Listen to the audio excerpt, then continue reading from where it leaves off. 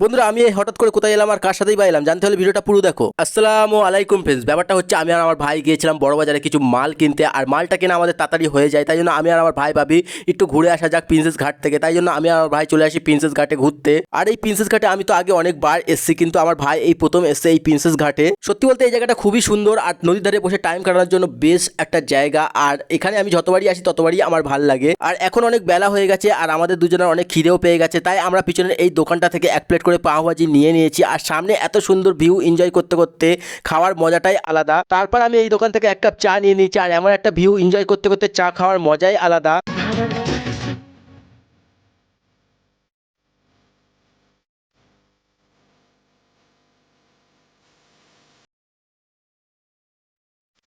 বন্ধুরা এখন সন্ধে হতে যায় আর সানসেটটা দেখো কত সুন্দর লাগছে। আর এখন আমরা বাইরের দিকে বেরিয়ে যাচ্ছি, কারণ আমাদের অনেকটা রাস্তা যেতে হবে।